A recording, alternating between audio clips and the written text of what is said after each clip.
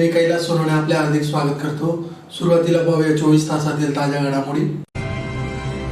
वाढीव मालमत्ता कराविरोधात शिवसेना ठाकरे गटातर्फे प्रतिकात्मक होळीचे दहन। JR सिटी हायस्कूल येथे 3 दालनांचे मान्यवरांच्या हस्ते उद्घाटन। अण्णासाहेब बायदास पाटील यांच्या जयंतीनिमित्त अत्याधुनिक तंत्रज्ञान MRI लोकार्पण सोहळा संपन्न। आणि आगामी सण उत्सवाच्या पार्श्वभूमीवर जिल्हा पोलीस दलातर्फे शहरातून करण्यात आले पथसंचलन।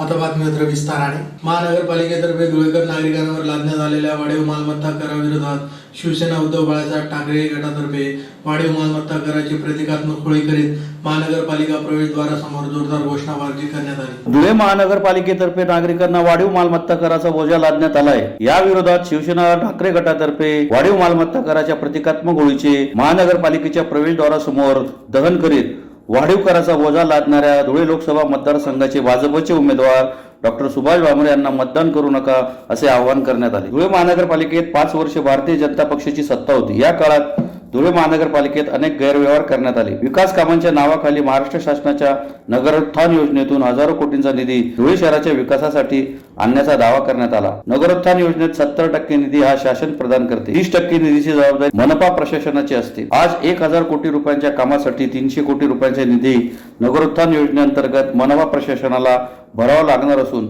महाराष्ट्र राज्य शासनाने अटी शर्तीच्या सबबीवर महानगरपालिकेचे उत्पन्नाचे स्रोत काय, मनपा प्रशासनाचे वार्षिक उत्पन्न किती याचा आढावा घेतला होता। नगरोत्थान योजनेच्या कामाकरताच तत्कालीन भाजप प्रशासनाने धुळेकरांवर अतिरिक्त मालमत्ता कराचा बोजा लादला व धुळे शहरातील सर्व नागरिकांना अव्वाच्या सव्वा मालमत्ता कराच्या नोटिसा पाठवण्यात आल्या।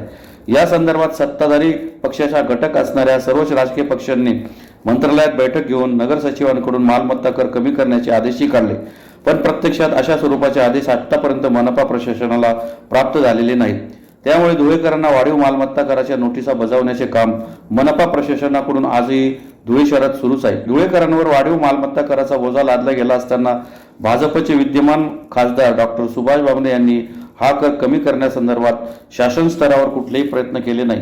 त्यामुळे लोकसभा निवडणुकीच्या पार्श्वभूमीवर त्यांनी वाढीव मालमत्ता कर कमी करण्यासंदर्भात शासन स्तरावर कोणते प्रयत्न केले या संदर्भात आपली भूमिका स्पष्ट करावी असे म्हणत शिवसेना ठाकरे गटातर्फे महानगरपालिकेच्या प्रवेशद्वारासमोर वाढीव मालमत्ता कराच्या प्रतिकात्मक होळीचे दहन करण्यात आले। धुळेकरांवर वाढीव मालमत्ता कराचा बोजा लादण्यास फक्त भाजप आणि भाजप जबाबदार असून आगामी लोकसभा निवडणुकीत धुळेकरांनी भाजपला मतदान करू नये असे आवाहन यावेळी करण्यात आले। या प्रसंगी शिवसेनेचे जिल्हा प्रमुख अतुल सोनवणे, महानगर प्रमुख धीरज पाटील, गुलाब माळी, भरत मोरे, संदीप सूर्यवंशी, कैलास मराठे, संजय जवराज, कपिल लिंगायत, महादू गवळी, दिनेश पाटील, मनोज शिंदे, निलेश कांजरेकर, नितीन जडे, शत्रुघ्न तावडे, आबा हरळ, दीपक मोरे, तेजस सपकाळ आदी उपस्थित होते।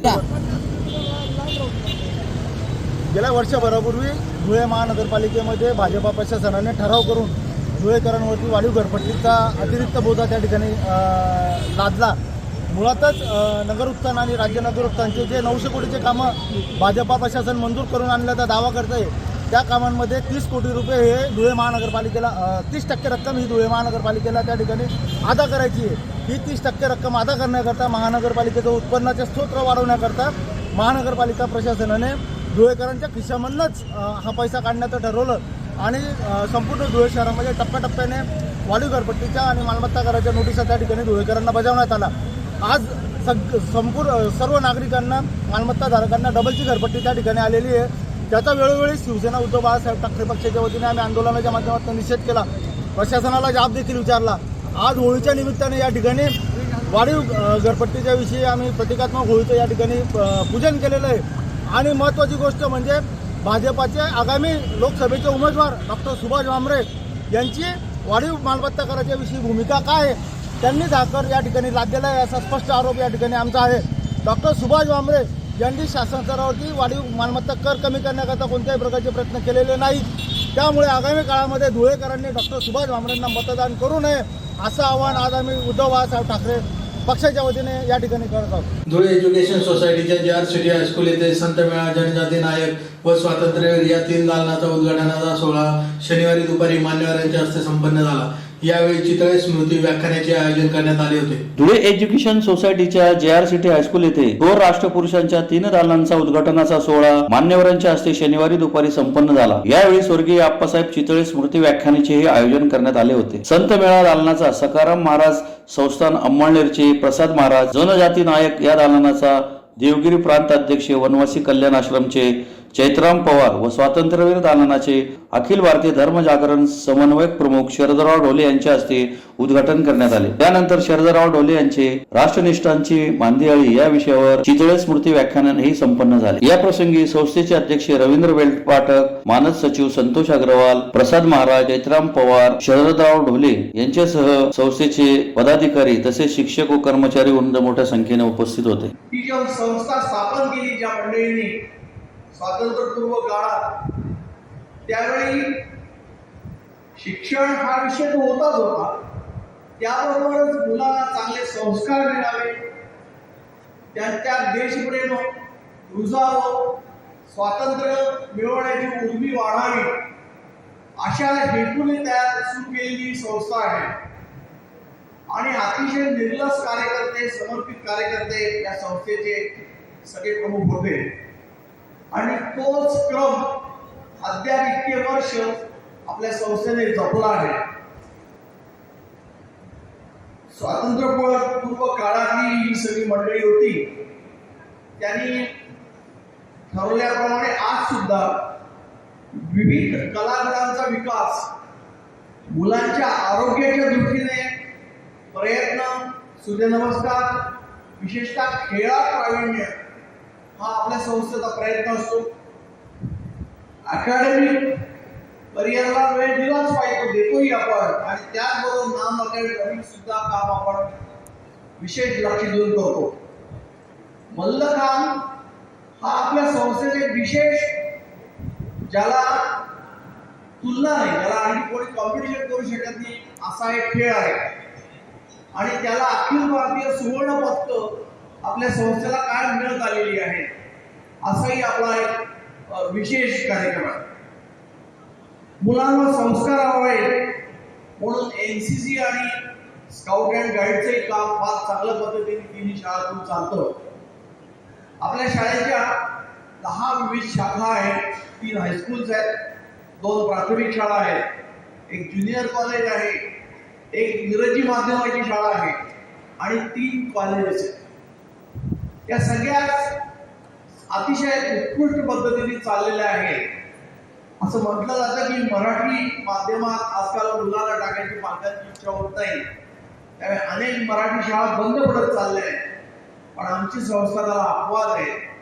आमच्या संस्थेचा एकही वर्ग कमी झाला नाही, एकही विद्यार्थी कमी झाला नाही, इतके वर्ष सातत्याने चांगल्या पद्धतीने आमच्याकडे मुलं शिक्षण घेतात। जवाहर मेडिकल फाउंडेशनचे ACPM वैद्यकीय महाविद्यालय व रुग्णालय मोराणे साखरे रोड धुळे येथे स्वर्गीय अण्णासाहेब बायदास पाटील यांच्या जयंतीनिमित्त अत्याधुनिक तंत्रज्ञान MRI लोकार्पण सोहळा रविवारी सकाळी संपन्न झाला। जवाहर मेडिकल फाउंडेशनचे ACPM वैद्यकीय महाविद्यालय व रुग्णालय मोराणे साखरे रोड धुळे येथे खानदेश रत्न व वैद्यकीय क्षेत्रातील भीष्माचार्य स्वर्गीय डॉक्टर अण्णासाहेब बायदास चुडामण पाटील यांच्या जयंतीनिमित्त अत्याधुनिक तंत्रज्ञान MRI लोकार्पण सोहळा माजी मंत्री रोहिदास पाटील व पुष्पाताई पाटील यांच्या शुभ हस्ते पद्मश्री डॉक्टर तात्याराव लहाने यांच्या प्रमुख उपस्थितीत रविवारी संपन्न झाला। सदरचे MRI मशीन, रेडिओलॉजी विभाग या ठिकाणी उपलब्ध असून गरजू नागरिक रुग्णांनी याचा लाभ घेण्याचे आवाहन या प्रसंगी करण्यात आले आहे। यावेळी जवाहर मेडिकल फाउंडेशनचे अध्यक्ष कुणाल पाटील, सचिव डॉक्टर ममता पाटील, सहसचिव संगीता पाटील, पद्मश्री डॉक्टर तात्याराव लहाने, डॉक्टर रागिनी पारेख, सभापती बाजीराव पाटील, नेत्र विभागाचे डॉक्टर सुरेश वडगावकर, ACPM वैद्यकीय महाविद्यालय धुळेचे अधिष्ठाता डॉक्टर नितीन कुलकर्णी, डॉक्टर दिलीप पाटील, माजी न्यायमूर्ती देसले, महेश गुगे, डॉक्टर गौरव पाटील, डॉक्टर डोळे, डॉक्टर बुवा, डॉक्टर देवतळे, डॉक्टर अभिषेक, PRO हेमंत पाटील यांच्यासह जवाहर मेडिकल फाउंडेशनचे पदाधिकारी तसेच कर्मचारी मोठ्या संख्येने उपस्थित होते। वगैरे भाषण वगैरे सगळं असं असतं। तर सुरेंद्र जो माझा मित्र आहे, प्रफुल्ल पण बसलाय, पराग दिसत नाही मला, तर मला इंग्रजी पाय येत नाही, तर मी मराठीत बोलणार आहे. सगळ्यांना जमेल का मराठी? बोलतो समजा मराठीत, ती डायरेक्ट इथे झाली. आणि म्हणून आपण जे आहे तर त्यामुळे मी त्यांना सांगितलं मराठीत बोलेल. त्यांनी मला विषय विचारला, विषय देता येईल ते दे. मग त्यांना विचारलं कोण आहे, म्हणजे कोण येणार कोण आहे. त्यांनी सांगितलं असं आहे, विद्यार्थी आहेत वगैरे. म्हणून काही काळजी करू नको, मी भाषण करेन. तर आम्ही इथे काल आम्ही शिबिराला आलो. त्यातली पहिली गोष्ट अशी सांगतो की कुणामुळे यावं लागलं, आलो. त्यानंतर शैलेंद्रजी आणि ममता मॅडमची भेट झाली. कसं आहे की कॉलेज चालवणारी माणसं ही कधीतरी भेटतात. म्हणजे मी आतापर्यंत जेवढ्या खासगी कॉलेजला गेलो त्यांचा एक बंगला असतो. ते तिथं इन्स्पेक्शनला जेव्हा मी जातो तेव्हा ते त्यांचे सगळे बाकीची सगळी धावळा मंडळी कोट वगैरे घातलेली. धीरूभाई अंबानी जेव्हा होते तेव्हा त्यांच्यावर मी शिबिर करायचो. तर एकदा मी जे मध्ये बसला असताना एक 5-7 कोटवाले आले. आता आपण तर कोट करायला काय कोट बीट नव्हता, म्हणून ती माणसं मोठी होतात ना, त्यांना असं काही करायची गरज नाही पडत. म्हणजे आम्ही आलो रात्री 11 वाजता. म्हणजे तुम्हाला माहिती आहे आमचं येणं काही कळत. रात्री आमचं संपलं, राऊंड संपला. असं नाही त्यामध्ये गौरव आणि पोरा असते. तू काय सचिव आहे त्या इन्स्टिट्यूटच्या. आणि आम्ही 12 तास काम केलं, पण ते 14 तास आमच्यासाठी थांबले होते. म्हणजे मला असं सांगायचे जन्मभर यशस्वी होणार आहे, कारण तुमच्या सचिव एवढ्या हार्ड वर्किंग सचिव जवळपास सकाळी 5:15 वाजता मॅडमला रागिनीला दोन्ही किडनी खराब झाल्यामुळे जावं लागलं. पण बेसिक असं आहे की शिकत असताना एक गोष्ट मी नेहमी बघितली की काही ठरवून काहीच केलेलं नाही, पण शिकत असताना अडीअडचणी खूप आल्या. मला हे माहिती आहे की तुम्ही सगळे माझ्यासाठी, प्रत्येकाला जो गावातून आला त्याचं आयुष्य माझ्यासारखंच. फक्त मी इथे उभं आहे का, मी बॅक बेंचर होतो. तुम्हाला माहित आहे का, मी शेवटी बसायचो. लास्ट मुलं व्हायला लागले. काही वर्षातच आपण डेंटल कॉलेजही चालू केलं. आणि अण्णांच्या विचारांचे खत पाणी ह्या झाडाला सतत चालू होते. त्यामुळे त्याचे पुढे हळूहळू भरपूर फांद्या आणि फुलं आणि फळं ते येत गेले. आणि ते थोडक्यात मी तुम्हाला सांगेल की मेडिकल कॉलेज, डेंटल कॉलेज हे चालू झालं. ते चांगल्या प्रकारे चालायला लागलं. आणि आजपर्यंत मागच्या 30 वर्षात जवळपास आपल्या कॉलेजमधून 3000 under graduate student pass out होऊन गेले आहेत. 2006 मध्ये पोस्ट ग्रॅज्युएट कोर्सेस आपल्याकडे चालू झाले. काही विषयात आधी 2006 मध्ये, काही विषयात 2007 मध्ये. त्याच्या आधीही कॉलेज ऑफ फिजिशियन अँड सर्जनचे डिप्लोमा कोर्सेस आपल्याकडे चालू झाले. आणि आजपर्यंत 350च्या वर पोस्ट ग्रॅज्युएट डॉक्टर्स आपल्याकडनं पोस्ट ग्रॅज्युएट होऊन गेलेले आहेत. हे सगळं चालू असताना कॉलेज ही एक पांदी आणि त्याचसोबत हॉस्पिटल त्याच्यासोबतची ही दुसरी पांदी ही भराभरा वाढत होती. आणि त्याची क्वालिटी चांगली राहावी, तर ती क्वालिटी चांगली टिकावी यासाठी पण सर्वांनी प्रयत्न केले. आणि अण्णांचं मार्गदर्शन हे कायम होतं. आणि त्या मार्गदर्शनाखाली आपण आपल्या कॉलेजचे वेगवेगळ्या प्रकारचे ऍक्रिडिटेशन हे करत गेलो. आणि आज आपल्याकडच्या सर्व लॅब्स एनएबीएल ऍक्रिडिटेड आहेत. आपलं हॉस्पिटल हे 2020 मध्ये एनएबीएच ऍक्रिडिटेड चे एंट्री लेवल आपण क्लिअर केली. त्यानंतर लगेचच आपण नॅक ऍक्रिडिटेशन मिळवलं. आणि त्याच्यामध्ये नुसतंच ऍक्रिडिटेशन नाही मिळवलं, तर आपण B+ ग्रेड मिळवलेला आहे.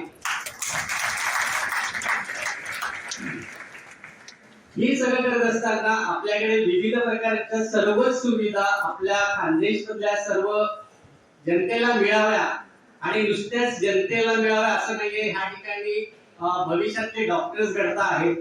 त्यामुळे त्या डॉक्टरांना सर्व प्रकारचे ट्रेनिंग त्यांना मिळायला हवं, म्हणून सर्व सुविधा असाव्यात. ह्यासाठी आपल्याकडे आता कुठल्याच स्पेशालिटीमध्ये, म्हणजे सर्जरी असो, गायनॅक असो, ऑप्थॅल्मॉलॉजी असो, कुठल्याही डिपार्टमेंटमध्ये कुठल्या प्रकारचे इन्स्ट्रुमेंट आणि त्या प्रकारच्या सर्जरीज होत नाही.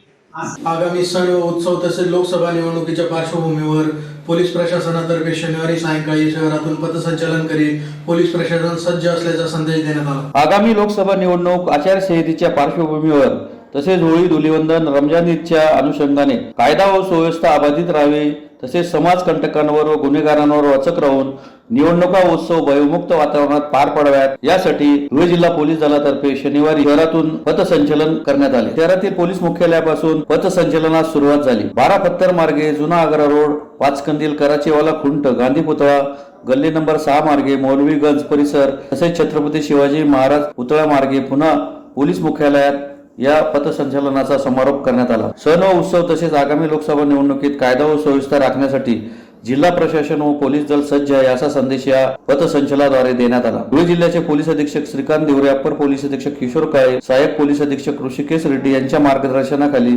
सदरचे पथसंचलन करण्यात आले. यावेळी शहरातील सर्व पोलीस ठाण्याचे पोलीस अधिकारी, कर्मचारी, सीमा सुरक्षा दलाचे जवान या पथसंचलनात सहभागी झाले होते. पुन्हा एक नजर ठळक घडामोडींवर. वाढीव मालमत्ता कराविरोधात शिवसेना ठाकरे गटातर्फे प्रतिकात्मक होळीचे दहन. JR सिटी हायस्कूल येथे 3 दालनांचे मान्यवरांच्या हस्ते उद्घाटन. अण्णासाहेब बायदास पाटील यांच्या जयंतीनिमित्त अत्याधुनिक तंत्रज्ञान MRI लोकार्पण सोहळा संपन्न. आणि आगामी सण उत्सवांच्या पार्श्वभूमीवर जिल्हा पोलीस दलातर्फे शहरातून करण्यात आले पथसंचलन. याचबरोबर श्रीराम टाइम न्यूजच्या बातमीपत्र संपले. दिवसभरातील ताज्या घडामोडींसाठी पाहत राहा श्रीराम टाइम न्यूज. भेटूया पुढील प्रसारणात. तोपर्यंत नमस्कार.